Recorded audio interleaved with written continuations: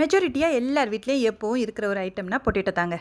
அதை வச்சு ஈஸியாக ஒரு ஸ்நாக்ஸ் பண்ணலாமா? வாங்க. அதுக்கு ஃபஸ்ட்டு ஒரு 4 ஸ்லைஸ் பிரெட் எடுத்துக்கோங்க. இப்போ அந்த பிரெட் ஸ்லைசஸில் கொஞ்சமாக தண்ணி ஊற்றி டிப் பண்ணி அழகாக ஃபுல்லாக ஃபில்டர் பண்ணி நான் காட்டுற மாதிரி எடுத்துக்கோங்க. இப்போது இதுலேயே உப்பு சேர்த்து வேக வச்ச 3 உருளைக்கிழங்க சேர்த்துக்கிறேங்க. இப்போ பிரெட்டையும் உருளைக்கிழங்கையும் நல்லா மேஷ் பண்ணுங்கள். இந்த கன்சிஸ்டன்சி வந்ததுக்கப்புறம் இதுக்கு தேவையான மசாலா, மல்லித்தூள், ஜீரகத்தூள், ஒரிகானோ, சில்லி ஃப்ளேக்ஸ், மிளகாய்த்தூள், தேவையான அளவு உப்பு, அப்புறமா சோள மாவு, இது எல்லாத்தையும் இதில் சேர்த்துக்கிறோம்.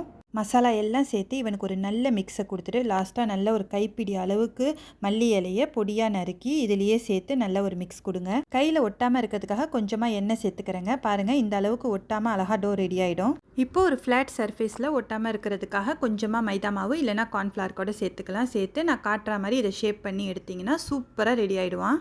அவ்வளோ தாங்க. இப்போ அடுப்பை மீடியம் ஃப்ளேமில் வச்சு இதை நம்ம ஃப்ரை பண்ணி எடுக்க போகிறோம். நல்லா கோல்டன் ப்ரௌன் வரணுங்க. பாருங்கள், அவ்வளோ சூப்பராக ரெடி ஆகிடுச்சு. நம்ம சோள மாவு சேர்த்துருக்கிறதுனால வெளியில் கிறிஸ்பினஸ் இருக்கும், ஆனால் உள்ளார சாஃப்டாக தாங்க இருக்கும். ப்ரெட்டும் பொட்டேட்டோவும் உங்களுக்கு நல்ல சாஃப்ட்னஸ் கொடுக்கும். ஈவினிங் டைமில் காஃபி டீக்கு சூப்பரான காம்போவாக இருக்கும். ஒரு டைம் செஞ்சு பாருங்கள். வீடியோ பிடிச்சிருந்தா கண்டிப்பாக லைக் பண்ணி ஷேர் பண்ணுங்கள். சப்ஸ்கிரைப் பண்ண மறந்துடாதீங்க. தேங்க்ஸ் ஃபார் வாட்சிங்.